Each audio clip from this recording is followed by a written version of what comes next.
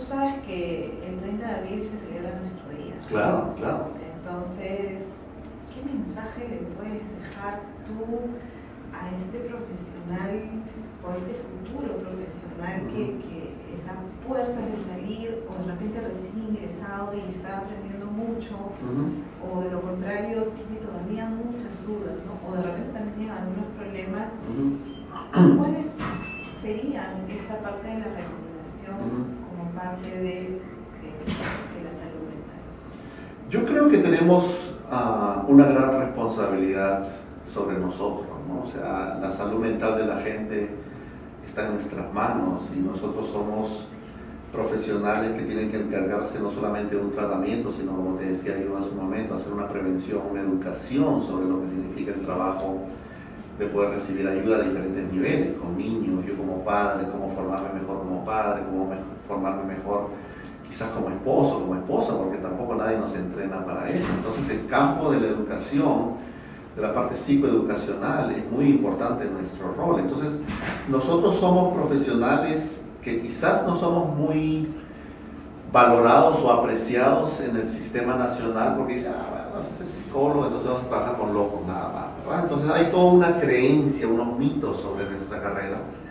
Y a veces nosotros mismos creemos esos cuentos de que en verdad estamos estudiando algo que no tiene mucho peso o no va a ser una gran carrera, ¿no? Yo creo que es una carrera trascendental para que nuestro país pueda funcionar adecuadamente, ¿no? Entonces, por ejemplo, hay grandes sociedades, grandes países donde se ha demostrado de que la manera como crecen ellos es porque el nivel de confianza en las relaciones humanas funciona tan bien y tan perfecto que funcionan a todo nivel. Ellos tienen mucha confianza en sus políticos, en sus autoridades, confianza en el que el jefe va a ser justo, va a ser honesto con sus trabajadores, va a pagar sueldos honestos y no me voy a enriquecer solamente yo y no voy a explotar a la gente, sino voy a pensar más bien en ese bien común, en ese bien social de que si tú estás bien, yo voy a estar bien,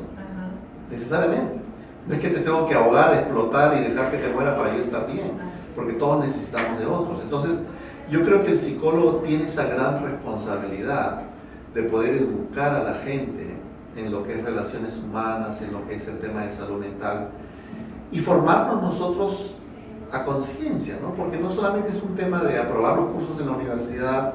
Lamentablemente las universidades no forman grandes terapeutas si alguien quiere ser un terapeuta, ¿no? O sea, te forman mucho en teorías, en cosas muy generales académicas, quizás con mucha solidez, pero el campo práctico, el campo de cómo se hace y qué se hace cuando yo estoy ahí con otra persona, eso se da muy poco, y eso se da mucho a través de capacitaciones adicionales, con quizás diferentes instituciones o centros que forman especialmente en determinadas teorías. Yo lo que creo es que uno tiene esa responsabilidad ética de formarse, porque la gente va a poner todo en nuestras manos, la pareja van a poner todo en nuestras manos y van a confiar de que nosotros tenemos la capacidad de poder hacerlo. Entonces, por ejemplo, hay colegas que comienzan a hacer terapia de pareja y nunca han tenido un entrenamiento en terapia de pareja. Hay colegas que comienzan a hacer terapia con niños autistas y nunca han tenido un entrenamiento en autismo. Entonces, hay una responsabilidad ética en nuestra profesión que tenemos que ser muy consistentes y sólidos. Y tiene que haber una rigurosidad, no solamente académica, sino también quizás institucionalizada, en el hecho de que, por ejemplo, en Estados Unidos yo te comentaba en algún momento que la rigurosidad para poder ser terapeutas, los psicólogos que quieran ser terapeutas o los psicólogos que quieran trabajar en el campo de lo que es la psicología organizacional y que si tienen grupo de formación, tienen experiencias prácticas, tienen que formarse, y eso toma un tiempo adicional que es complementario a los estudios universitarios. Lo otro es un trabajo ético, diríamos, es un trabajo en el cual yo me voy a entregar a mi carrera, pero también tengo que cuidarme personalmente, porque la carga que la gente nos trae muchas veces es una carga muy fuerte, y si nosotros no sabemos manejar ese estrés, nosotros no sabemos manejar esa energía que la gente a veces nos deja porque vienen como a limpiar y a salir bien y salir.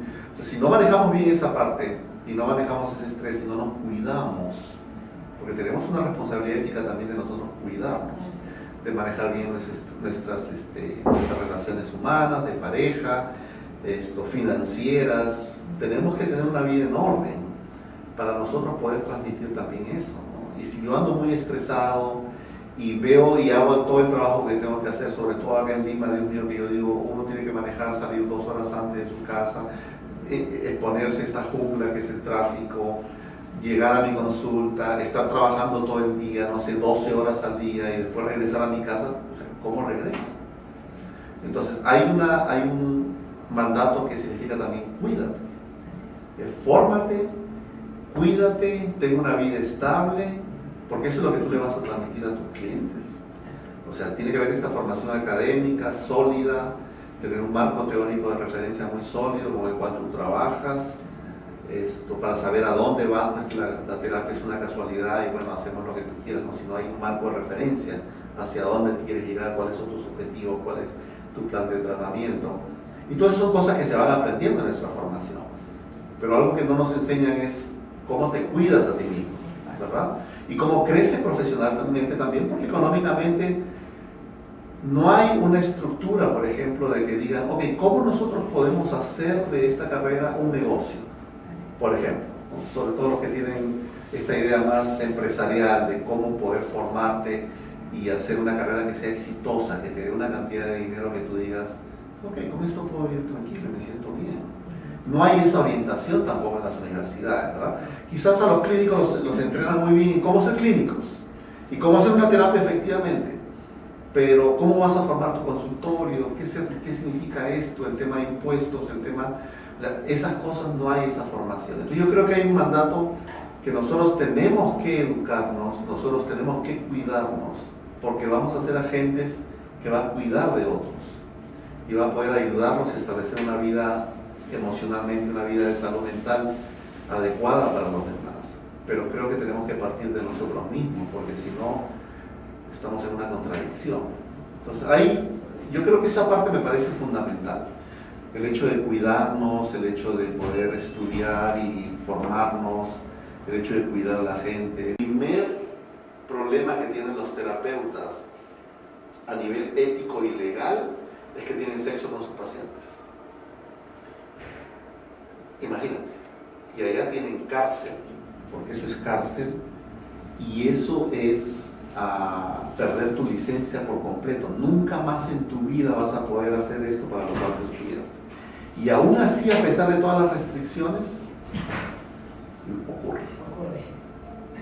¿Qué nos pasa a nosotros que podemos llegar a pensar de que podemos tener una relación a ese nivel con nuestros propios pacientes? Y quizás muchos de los colegas han podido escuchar historias de que psicólogo tal se terminó relacionando con su paciente. Entonces, hay un mandato de cuidarnos y de poder establecer una vida tranquila en la cual nos sintamos bien con nosotros mismos también, para no poder llegar a pisar o entrar incluso a temas no solamente no éticos, sino ilegales también. Claro, definitivamente es muy importante este punto, ¿no? Y ojalá que la parte pues, de nuestro colegio de psicólogos y inclusive, ¿no? A la hora de que nosotros nos formamos ya como terapeutas, independientemente de la corriente que escojamos, también ser pues honestos, ¿no? Y eso tiene que ver parte de la ética personal y también con nuestra propia escala de valores y saber qué es lo que estoy haciendo más allá de los límites, ¿no? Y si yo ya trasladé una norma, definitivamente pues esto debería de ser penado. Ojalá que esto sí se copiara, ojalá que esto sí se multiplicara en el Perú, porque volvemos a repetir lo mismo, ¿no? Y en eso estamos completamente de acuerdo. Nosotros somos el canal para llegar a la salud mental de las demás personas, ¿no? Si no hubiéramos escogido otro tipo de profesión que no pueda transgredir toda la parte emocional y afectiva, ¿no? Entonces, porque nosotros estamos teniendo pues algo muy, muy importante dentro de la salud. No con esto quiero decir que las otras profesiones no tengan una importancia, la tienen, pero entre administradores se pueden ver, se pueden conocer, Pueden enamorarse, pueden hacer una linda familia, la parte del trabajo, sí, pero nosotros no podemos hacer eso con nuestro paciente. Entonces, esa es una parte de lo que es la diferencia. Sí, sí. Y bueno, va por ahí. Y bueno, antes de darte las gracias por estar acá, yo me imagino que allá en Estados Unidos llegarán las noticias fuertes de lo que sucede en cuanto a lo que es el feminicidio. No con esto quiero solamente enfocar a la mujer que es maltratada, sino también tenemos a los hombres que son maltratados. Sí, claro. Pero acá en el Perú mucha fuerza de prensa le dan a la mujer, pero dejan de lado también al varón, ¿no? Yo recibo muchas veces a varones que lamentablemente son maltratados por sus esposas, por sus parejas, por las novias, por las enamoradas, pero el hecho de soy hombre, ¿no? Y mi orgullo de hombre no puede salir a la luz, entonces sencillamente lo esconden. Claro. Entonces, claro. ¿Por qué crees tú que existe tanta violencia, tanto en el varón como en la mujer? ¿Qué es lo que está pasando? Definitivamente algo se ha quebrado para que lleguemos a estos extremos ya de feminicidios, de homicidios, de suicidios y todo esto que tiene que ver con la cultura, ¿no? Y otra vez todo eso recae sobre lo que es la salud mental en general, ¿verdad? Todo lo que es educación, todo lo que, o sea, por ejemplo, hacer programas con muchachos de secundaria, muchachas de secundaria, qué significa tener relaciones saludables, por ejemplo, cuáles pueden ser algunas señales de disfuncionalidad, digamos, qué es lo que es aceptable y no es aceptable. Hay mucha gente con la que tú puedes conversar que piensa que culturalmente eso está bien, o sea que eso está bien que un hombre te dé una cachetada, digamos, que un hombre te pueda llamar la atención y que te pueda, porque es así, digamos, o sea, ha sido una cuestión cultural, social, en determinadas comunidades que se piensa que eso es normal. Entonces no educamos a la gente para decir, oye, mira, ante la primera señal estamos entrando en un problema serio, muy serio, ¿verdad? Que quizás puedas estar entrando en una relación de violencia doméstica. Creo que tiene que ver mucho con el tema es muy amplio, ¿verdad? Porque por ejemplo en Estados Unidos, para contarte la experiencia que nosotros tenemos allá, a pesar que las leyes son muy estrictas, ¿okay? No tiene que haber, acá yo veo que a veces tienes que ir al médico legista, tiene que haber pues unos golpes serios, una cosa así, para que la policía investigue y qué sé yo, no, allá hay un problema doméstico de violencia, agarras el teléfono, viene la policía y ve que tienes un par de marcas y lo van a arrestar a él, punto, o a ella, ¿verdad? El que tiene marcas es la víctima y no se sabe qué, pero el otro supuestamente la causó y el policía lo va a arrestar a él, a ella o a los dos. Y punto. A pesar de eso, el problema de violencia doméstica es el problema número uno en las relaciones de pareja ya. Y es uno de los problemas por los cuales más la gente, o sea, digamos, más causas de homicidios son los problemas de violencia doméstica. O sea, la gente efectivamente termina matando a la otra parte, a la pareja, esto como producto de esta escalada de violencia doméstica. A pesar de que las leyes son sumamente estrictas y a pesar de que es una sociedad que está muy orientada hacia la no violencia, digamos, familiar. Acá que el tema es mucho más complejo, que una persona puede llamar a la policía y quizás la policía no va a llegar, ni va a actuar, ni va a hacer absolutamente nada, sino tiene que esperar en realidad que tenga una lesión muy extremadamente seria, ¿verdad? Para poder recién actuar. La cosa es mucho más complicada todavía, ¿no? Entonces, el por qué ocurren esas cosas, otra vez yo creo que hay una explicación quizás a otro nivel en términos de salud mental, pero vivimos en una sociedad más violenta, en la que más cosas se permiten, en la que los hogares, ya la disciplina en los colegios, en las mismas universidades ha decaído tremendamente, ¿no? Ya por ejemplo un profesor universitario que jala a muchos alumnos es un mal profesor, y ya el papá que es muy estricto con su hijo es un mal papá, ¿verdad? Entonces incluso se le considera un tema de abuso muchas veces, ¿verdad? Entonces si un profesor es estricto y sus alumnos no estudian y son relajados y más de la mitad están desaprobados, ese profesor es malo. Entonces estamos viviendo en una sociedad que perdona, que permite, que se relaja, que las reglas ya no son claras, no son consistentes. Entonces el ser humano se aventura a cruzar límites, se aventura a hacer cosas mucho más locas, porque la sociedad se lo permite. ¿Te das cuenta? Entonces un grupo de alumnos se puede poner de acuerdo para votar a un profesor universitario que simplemente es estricto y que no permite ciertas cosas y que la disciplina es fundamental. Entonces, claro, vivimos en una sociedad que está más relajada, que los padres cada vez se involucran menos en la vida de los niños, que los niños comienzan a hacer lo que quieran, ¿verdad? Comienzan a vivir un mundo en el que ya tienen su televisor propio y tienen su teléfono propio, y desde pequeños, ¿verdad? Y pensamos de que tenemos que preguntar a los niños qué quieren comer y qué tienen que hacer. O sea, ya ahora las casas se volvieron una democracia y que los niños tienen que ser partícipes de las decisiones. Esto ha cambiado mucho, antes no era muy así, digamos. Los papás no te preguntaban muchísimo qué quieres comer o a qué hora quieres irte a dormir, o si vas a jugar tu videojuego, puedes hacerlo cuando tú quieres. Creo que la cosa es muy estructural, diríamos, comenzando de las familias, en que hay mucha permisibilidad, en que las cosas pasan y no pasa nada.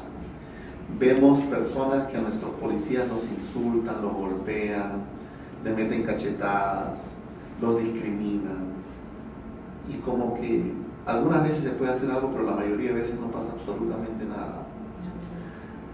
Entonces, una sociedad que se permite mucho esas cosas, toda disfuncionalidad va a escalar, pues, a todo nivel.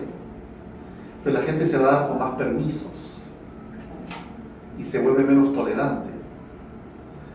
Y yo creo que eso permite que la escalada y encima la violencia en general, y no es porque la violencia en los videojuegos o en la televisión exista, porque eso es, ya hay estudios que dicen que no necesariamente eso desarrolla más la violencia, ¿verdad? Exacto, entonces no es el hecho de que los niños estén haciendo juegos violentos y qué sé yo, quizás puede haber cierta correlación, pero no necesariamente son causal de eso. Yo creo que es un tema en el que la gente está más relajada y piensa que puede terminar haciendo lo que quiera y que no van a haber sanciones. Y en violencia doméstica creo que hay un grupo de personas que sí necesitan, o sea, la sociedad en sí necesita estructurarse mejor, poner reglas mucho más claras y ser mucho más estricta, porque por ejemplo una de las cosas que en Estados Unidos no se puede probar es la violencia emocional, verbal y qué sé yo. O sea, llega el policía y tú estás siendo humillada todo el tiempo emocionalmente, verbalmente, y eso es algo que no se puede probar, ¿verdad? Entonces, hay una sensación de permisibilidad en la sociedad, y creo que los seres humanos nos hemos dado el derecho de hacer lo que querramos. Vemos adolescentes que manejan armas y no les pasa nada. O sea, creo que hay mucho relajo, y eso de alguna manera hace que la gente termine rompiendo más reglas, más límites.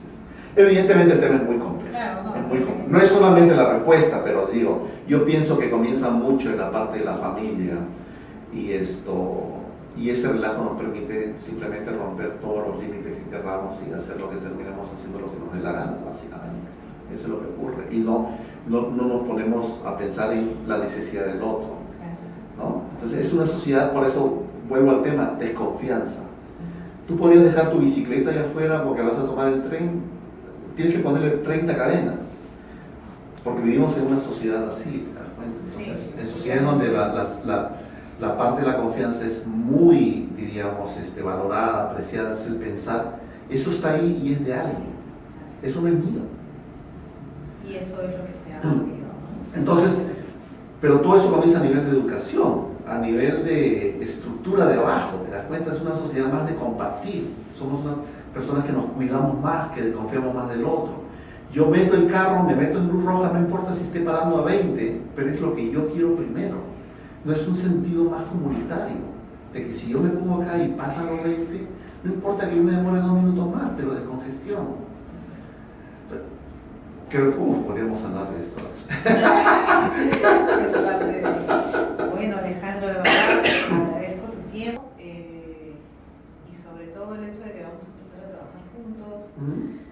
repente en Lima, ¿no? De repente en mi provincia y por supuesto estaremos muy próximos. Encantado, Allá encantado. Y gracias por esta oportunidad también. Al contrario, muy agradecida. Ok, Estaba bien. listo. Gracias.